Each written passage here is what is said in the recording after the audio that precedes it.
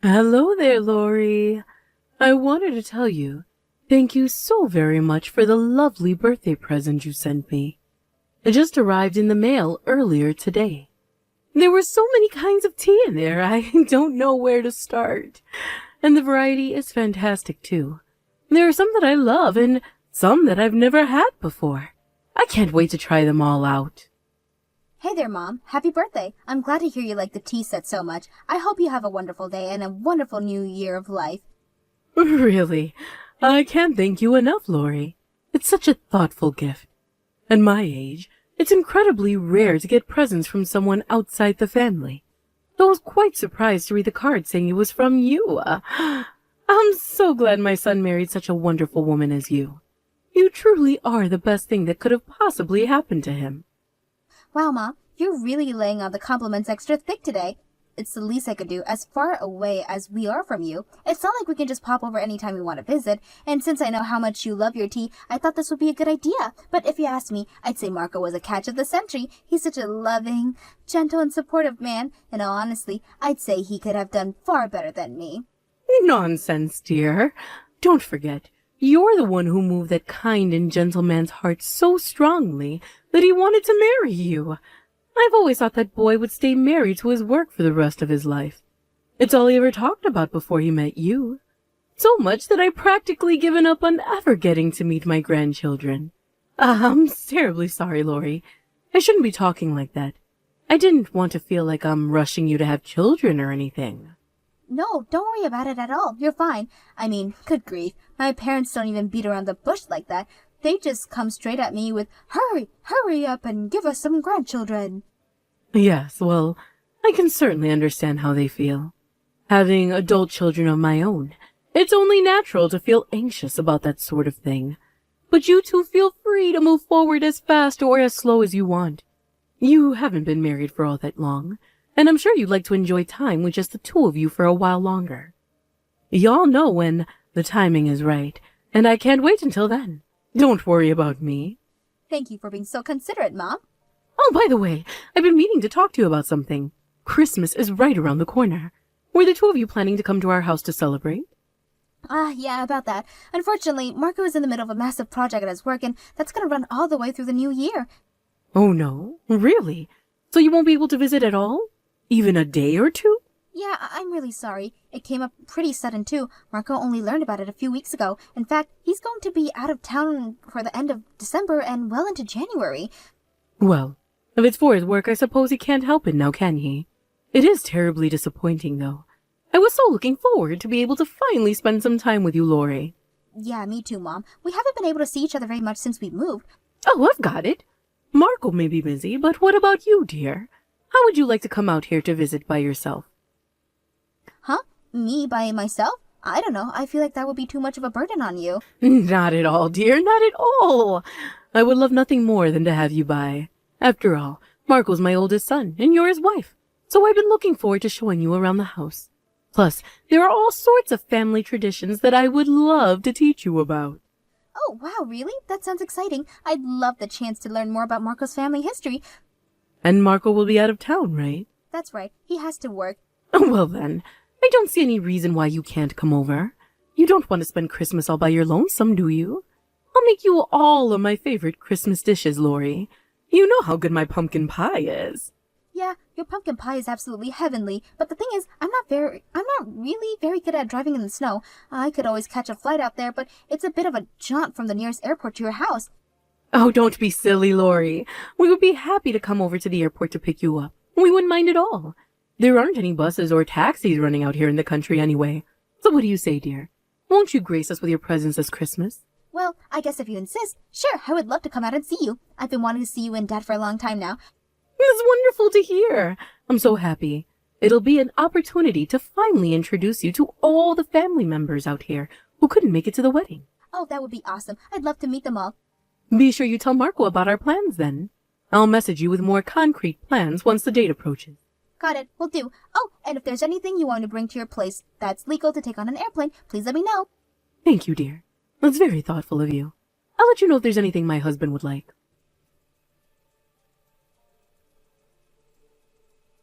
Hey, Mom, I'm here. My plane touched down around 20 minutes ago. I just picked up my bags and got out of the lobby. I looked around outside, but I don't see your car anywhere. Are you still on the way? Did you get held up in traffic? Ah, I'm terribly sorry, Lori.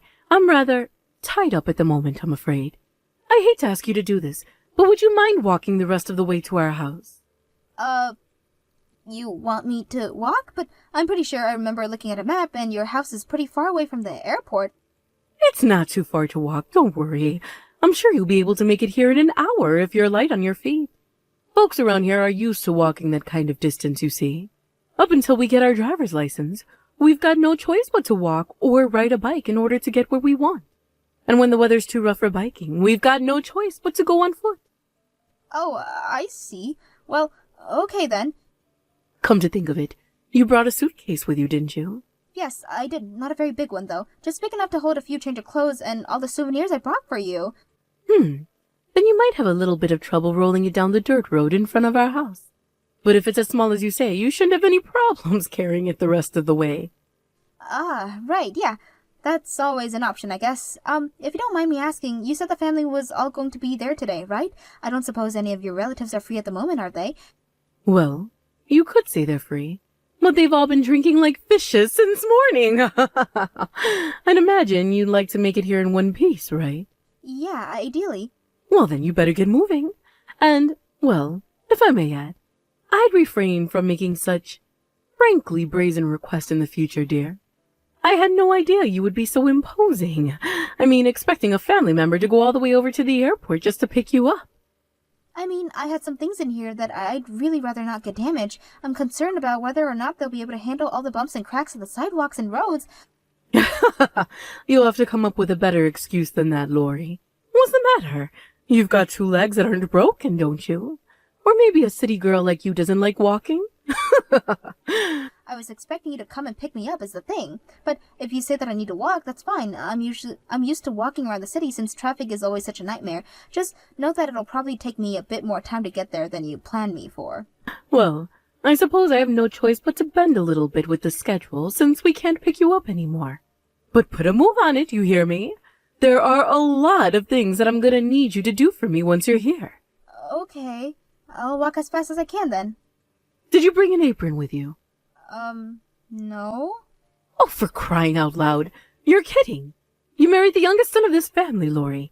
You need to get your act together. How could you even think about going to your in-laws' home without even bringing along the bare necessities? Mom, tell me, did I do something wrong? Like, to offend you or something? What an odd question. Why do you ask? I don't know, it's just, you seem different than the way you usually talk to me is all. What do you expect me to do? I can't let you shirk off on your responsibilities forever. The honeymoon's over, Lori. You've been married for just about a year now. It's time for you to go through this family's boot camp. And with Marco out of town, this is the perfect opportunity. Boot camp? That's right. It's time for your basic training, Private. Oh, and don't you even think about going crying to Marco, understand? Consider this your first and final warning. I will not say this again. If you even make the slightest complaint about how I'm treating you to Marco, I will make him divorce you instantly. Wow. You don't want to cause my poor son the humiliation of getting divorced just a year after getting married, do you? Then you better do as I say, when I say. Now it's time for you to start walking, and don't you dare take any breaks on the way here.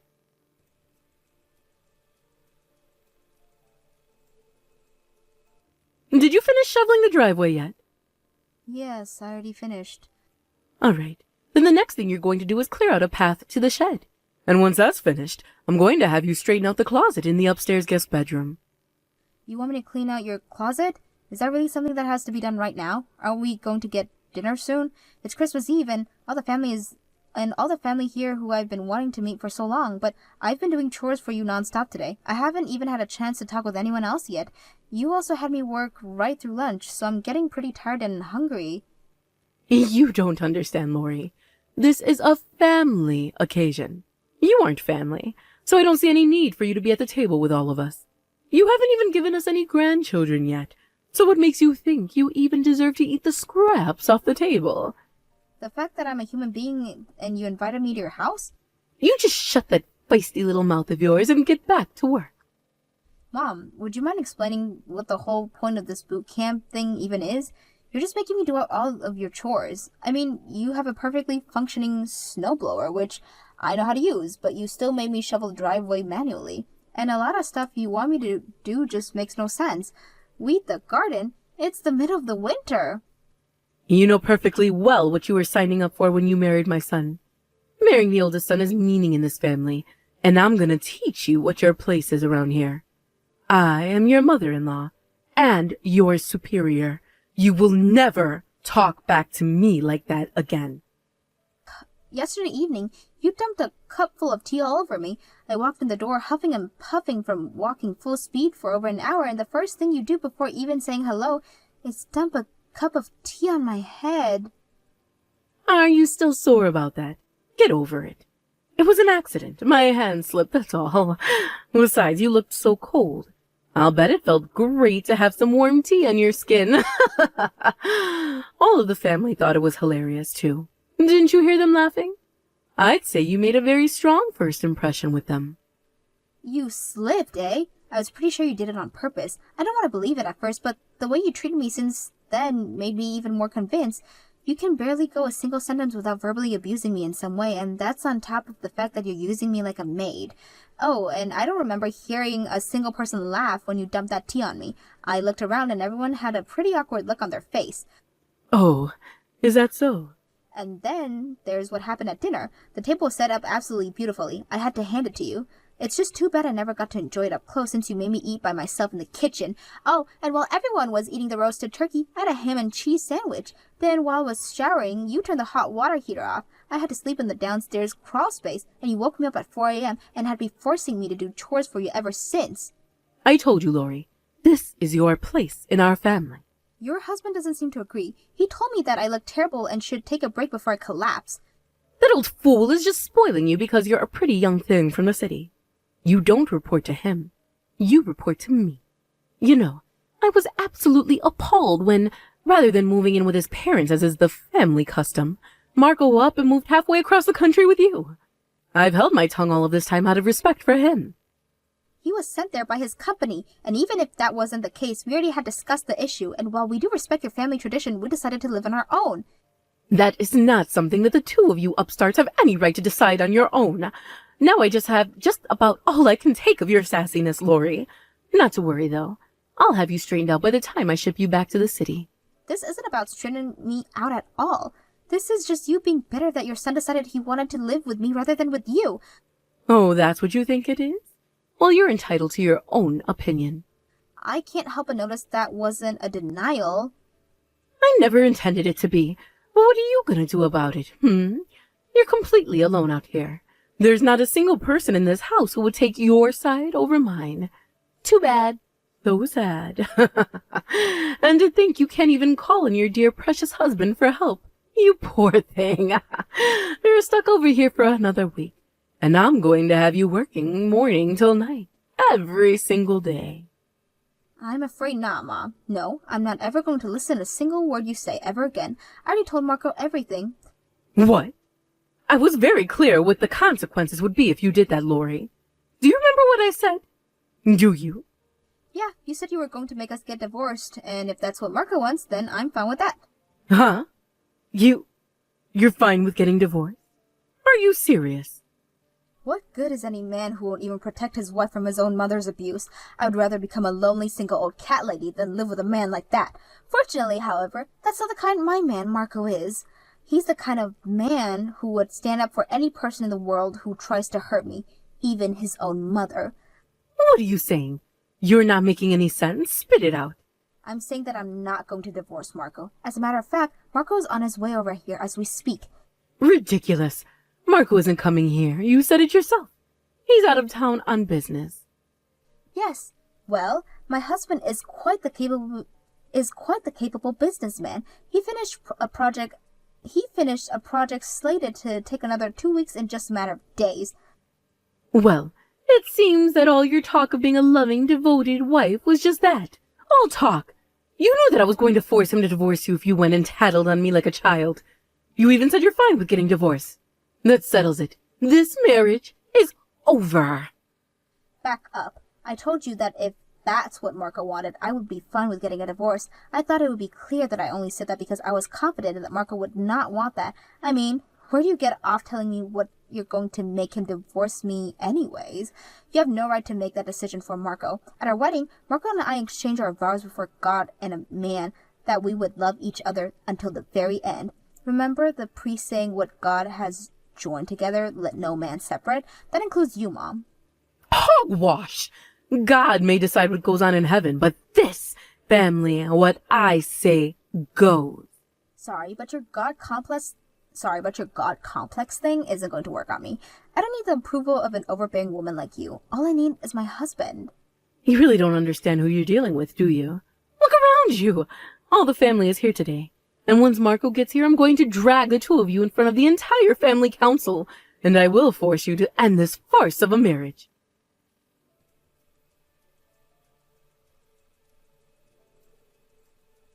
Hello there, Lori. Listen, about yesterday. I want to let you know that I am very incredibly, truly, deeply sorry. I see now what an absolute fool I've been. I want a chance to properly apologize to you, so, please, dear, could you answer the phone? No, I don't want anything to do with you of a monster of a woman like you ever again. I'll be blocking your phone number from my end in short order, so don't waste your time trying to call me from now on. I won't even know you called, much less respond to you. Wait, please, I'm begging you. You don't have to answer the phone, fine. But please, just talk to me by text. I desperately want to apologize to you. You're free to apologize to me if you like. Not that it's going to do you any good, though. I understand. Then make it quick. I've got better things to do than talk to you. Lori, I am deeply sorry for the horrible way I treated you over Christmas. I just suddenly felt this urge of anger deep inside me, like you were a thief who came and stole my son away from me. I suppose I got carried away a bit. A bit? A bit? You dumped hot tea on my head, forced me to eat scraps alone in the kitchen while you had a turkey dinner, and maybe do all the chores for you. That's your idea of a bit? All right, I get it. You're right. I got very carried away. I completely lost myself. I was the worst mother-in-law in the world to you. After the tongue-lashing Marco gave me yesterday evening, it was like the scales fell from my eyes. I realized what a total idiot I had been. But, just for the record, when I first got married to my husband, his mother did the exact same things to me that I did to you. Oh, I see. You think that because your mother-in-law was an awful, overbearing psychopath to you, that gives you the right to be an awful, overbearing psychopath to me? No, that's not what I'm trying to say at all. But it is the truth, isn't it? And another thing, I heard everything your husband said to you last night, too, so I know that you're making all that stuff up about your mother-in-law right now. I am not. His mother was terrible to me. He just never realized it. Both he and my husband was very strict in saying that she was a practical saint who was kind to everyone around her. As a matter of fact, from what they say, she was always the one doing all the cooking and cleaning while you laid around doing nothing. Sure, she was sweet and kind when everyone else was around. But when it was just the two of us, she showed her true face. Uh-huh. Well, whatever. If what you say is true and your mother-in-law was terrible to you, then I am very sorry to hear that. However, once again, that doesn't give you the right to do the exact same thing to me. I know that now, dear. All the rest of the family told me that we're not living in the old times anymore. It's time our family's traditions were updated. I don't think it has anything to do with traditions or time periods. I'll have you know, my mother wasn't treated well by her mother-in-law either, but that didn't make her want to do the same thing to her own daughter-in-law. It just made her more determined to not be the kind of mother-in-law. Wow, that's such an incredible thing your mother did. Incredible? I wouldn't call it that. I'd call it common human decency. Well, I'd say another part of it is the region we live in. You know, all the people around here are a bunch of old-fashioned hicks. I just got swept up in their culture. I'm sorry. Wasn't this supposed to be an apology? All I've heard about you so far were excuses. If this is all you got to say to me, then I don't see the point in keeping this conversation going. I'm sorry. I didn't mean to make excuses. I truly do see the error of my ways. I will never, ever do anything so cruel or hurtful to you ever again. I'm sure you won't. After all, you're never going to see my face again after today, so you won't even have the opportunity. Lori, no. Don't say that. And, there was one more thing I wanted to talk to you about. Marco said he's going to stop sending us money every month. Oh, yeah, that. You can't blame him, considering how you treated me. Plus, I don't know why you say us because your husband said that you were the only one who ever used that money. According to him, you guys don't even need it. I do need it, though. If I wasn't getting that money, I don't know what I'd do. Yeah, you might even have to stop wasting all your husband's money on stupid junk. The only reason you even asked for all that money in the first place was because you were eating through all your savings. Your husband was saying you buy a brand new dress just about every week. But we live in the middle of nowhere. What else am I supposed to do with my time but shop online? And there it is. Just like I thought. You really only concerned about yourself. The only reason you're apologizing right now is because you want your son's money to financially support your spending habits. That's not it at all. I'm very sorry, really. I mean it from the bottom of my heart. Your heart is like a bottomless pit, so that doesn't really match. It took me losing everything to realize how important you were to me. Can't we let bygones be bygones? I miss all the fun conversations we used to have. I know that the woman my darling son chose for his wife must have it in her heart to forgive an old woman's foolishness, right? Wow, Mom, you really are something else. You say and do some of the most hateful things possible to me, and now you want to go back to normal? Pretend like nothing ever happened? Not a chance. You can't undo what you've done or unsay what you've said. I told you. I didn't mean any of that. I did it all out of jealousy. You lured me into your house with phony kindness, then dumped a cup of tea on my head the moment I got there. You're going to need to do way better if this is what you want me to do to forgive you. Tell me, what do I need to do? Anything you want me to do, I'll do it. I want to turn over a new leaf. If that's really what you want to do, then how about you focus on being a good wife to your husband? You know what else he said to me last night? He said that ever since I started doing all the cleaning, the house is cleaner than it has ever been. Sounds like you're the one who needs a boot camp.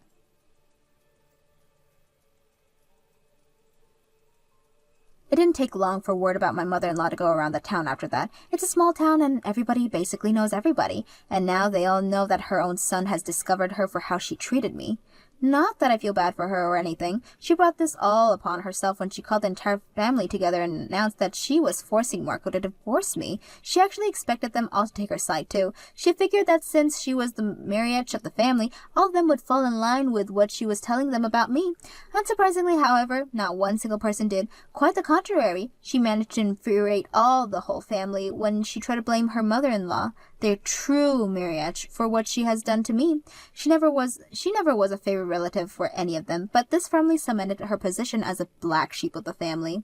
This all caused catastrophic levels of damage to her ego, and she's become a much quieter person ever since. Actually, she barely even leaves the house anymore these days from what I hear. My father-in-law says that's perfectly fine with him though. Apparently, whenever he took her out, she inevitably do something to embarrass him.